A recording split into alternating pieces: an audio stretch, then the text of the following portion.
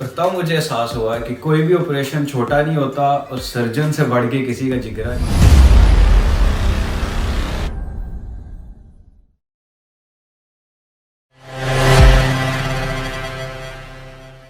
कुछ लोग सर्जरी के बारे में ये राय रखते हैं कि यार ये तो बस काटने, चीरने और फाड़ने और टांके लगाने का काम है। लेकिन कुछ मेरे जैसे भी होते हैं कि जो समझते हैं कि नहीं यार ये बड़े दिल गुर्दे वाला काम है। अपने 2-3 एक्सपीरियंसेस जो कि मैंने लाइव देखे मैं आपके साथ शेयर करता हूँ और फिर फैसला आप पे छोड़ते हैं कि आपकी क्या राय है इस बारे में। उठिए में हमारे वार्ड स्टार्ट हुए तो कुछ लोग इमरजेंसी जाया करते थे रात को, और उधर सर्जिकल इमरजेंसी में जो भी रोड ट्रैफिक एक्सीडेंट्स आते थे या कोई बर्न का पेशेंट आता था तो उसे अटेंड करते थे और जो भी उसे सीख सकते थे वो सीखते थे। तो भाई सब लोग जा रहे थे तो हम कैसे पीछे रह सकते थे। तो एक दिन मैंने अपने रूममेट को कहा कि यार आप जाते हो तो मुझे भी ले जाया करो। तो ऐसे ही हम चले गए रात को इमरजेंसी।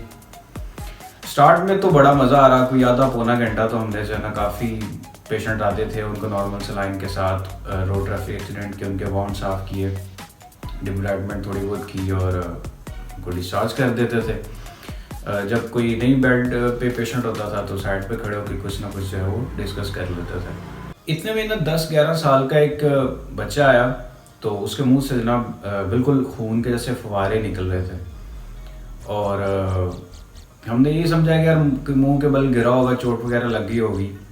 तो हमारी सीनियर एचओ थी, उन्होंने जो है वो उस पेशेंट बच्चे को जो है अटेंड कर लिया और हम फिर उसी में अपनी बातों में लग गए। खैर हम बिजी रहे अपनी बातों में। इतने में ना उस बच्चे की जनाब बहुत ज़ोर ज़ोर से चीखों की आवाज़ आना शुरू होगी। तो मैं और दोस्त मेरा गए उस बेड पे जिस बेड पे वो पेशेंट था, छोटा बच्चा बैठा था। तो शुरू में तो हमें समझ नहीं आया कि यार ये मतलब प्रोसीजर क्या हो रहा है, इधर चल क्या रहा है, आखिर इंजरी उसको किस तरह की हो गई है। बस ये नज़र आ रहा था कि एक ब्लैक स्क्रब में एक बंदा जो है ना वो बड़े वहशियाना तरीके से जो है ना उस पर स्टिचेस लगा रहा था, उसकी ज़ुबान के ऊपर स्टिचेस लगा रहा था। दूर से तो हमें नहीं पता लगा कि किस चीज़ पर लगा रहा है, हम बस ये समझ रहे थे कि यार मुँह में जो है ना वो स्टिचेस लगा। अब सीन कुछ यूँ हुआ कि उस बच्चे ने कुछ ग्लास टूटा या कुछ इस तरह की नुकीली चीज़ जो है ना वो अपने मुंह में डाल ली थी और बस ऐसी मस्ती शरारत में सूजी हो गई उसको कोई, तो उसकी जो है ना वो ज़ुबान 3 हिस्सों में कट गई। बड़ी जो है ना वो ड्रेडफुल किस्म की उसकी ज़ुबान कटी हुई थी और बगैर किसी सुन किए हुए इंजेक्शन के अब उसकी ज़ुबान पे स्टिचेस लगना थे। अगर ना लगते तो चांसेस थे कि वो कभी दोबारा जुड़ती नहीं, हील नहीं कर सकती थी, तो वो फिर आगे कॉम्प्लिकेशंस होती।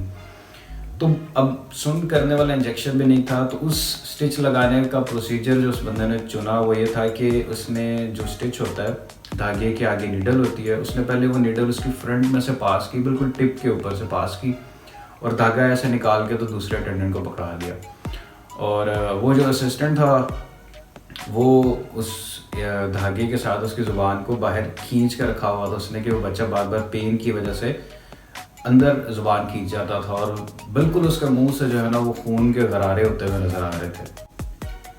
अब 2 लोगों ने उस बच्चे को जो है वो दबोचा हुआ था। एक बंदे ने उसकी ज़ुबान जो है वो धागे के साथ बाहर खींची हुई थी और एक बंदा जो है वो उस पर स्टिच लगा रहा था और वो बच्चा पेन की वजह से ज़ुबान अंदर खींचता था, वो भाई साहब फिर खींच के उसकी ज़ुबान बाहर लाते थे और फिर उस पर स्टिच लगता था। तो जब जब वो स्टिच का मोटी जो सुई होती है वो उसकी ज़ुबान को पियर्स करके दोनों तरफ से मतलब काट के इस तरफ से भी जाती उस तरफ से भी जाती, तो बच्चा चीखता और चीखने की वजह से वो ना ऐसे ऐसे तड़फता और उसको उन्होंने फुल जो है ना वो काबू किया था, वरना तो पॉसिबल ही नहीं था कि उसे स्टिच लगा सकते।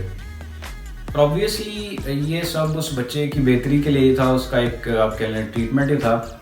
लेकिन जिस कर्व के साथ वो बच्चा 10-15 मिनट रहा और जिस जिगरे के साथ स्टिच लगाने वाले ने उस बच्चे की ज़ुबान पे स्टिच लगाए, बिल्कुल ऐसा ज़ुबान बाहर निकाल के उसके ऊपर उसने स्टिच लगाए।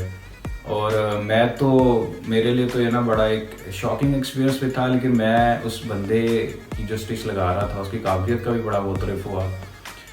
ऑल्दो कि वो कोई डॉक्टर नहीं था, एक सीनियर ओटी नर्स कहते हैं वो था, लेकिन जिस सफाई के साथ और जिस हिम्मत के साथ उस बंदे ने इंजेक्शन लगाए, स्टिच लगाए थे, वो दूसरा एक्सपीरियंस जो मैंने किया जिसने कि खड़े खड़े मेरे पाँव के नीचे से ऑपरेशन थिएटर की ज़मीन खींच ली। वो एक छोटा सा सिंपल सा माइनर सा ऑपरेशन था जिसे अपेंडेक्टमी या हुर्फ़े आम में पेंडेक्स का ऑपरेशन भी कहा जाता है, वो था। एक टीनेज पेशेंट थी वो, और बड़ी शाय सी क्यूट सी थी, और स्माइल करते हुए आई हैं ऑपरेशन थिएटर के अंदर, और जो है वो टेबल पे लेट गई हैं। जो अटेंडिंग सर्जन था उसने 2-3 बातें की उसके साथ कि वो काम रहे, और इतने में ही जो एनेस्थीसिया वाला था, बेहोशी का डॉक्टर, उसने टीका लगाया और वो बच्ची नींद में चली गई। अब सबकी तरह मुझे भी लगता था कि बस यार ये बच्ची बेहोश हो गई, एनेस्थीसिया में चली गई है, तो बेहोशी का टीका लगा डाला तो ऑपरेशन जिंगा लाला। अब मैं कभी ऑपरेशन साइट को देखूं, कभी उस पेशेंट के चेहरे पर देखूं, और बिल्कुल ऐसा लग रहा था कि जैसे वो सो रही है लेकिन पेन उसे बराबर फील हो रही है। और दिस इज़ व्हाट बेहोशी वाला इंजेक्शन डज। लेकिन मुझे उस टाइम बिल्कुल भी आइडिया नहीं था कि वो कॉन्शियस नहीं है, लेकिन उसे पेन और सेंसेशन जो है वो बराबर फील हो रही है। और इतने भी जैसे ही उस सर्जन ने उसकी अपेंडिक्स को डिसेक्ट किया, मतलब काटा, तो एक यकदम इतने स्ट्रॉन्ग पेनफुल एक्सप्रेशन उस बच्ची ने शो किए कि ऐसे जैसे कि मैं अक्सर आपने मूवीज़ में देखा होगा कि जैसे लोग स्क्रीम कर रहे होते हैं ना, वो उस तरह कर रही थी, लेकिन उसकी बेचारी की आवाज़ ही नहीं निकल रही थी, या वो तो चूँकि होश में नहीं थी। और इसी दौरान she even lifted her legs up, कि मतलब ऐसे टेबल पे लेटी हुई है, लेकिन पेन इतनी स्ट्रॉन्ग थी कि उसने जो है ना वो अपनी टांगों को जो है ना मूव करना शुरू कर दिया, और फिर प्रेशर लगा के तो उसकी टांगों को स्ट्रेट किया गया।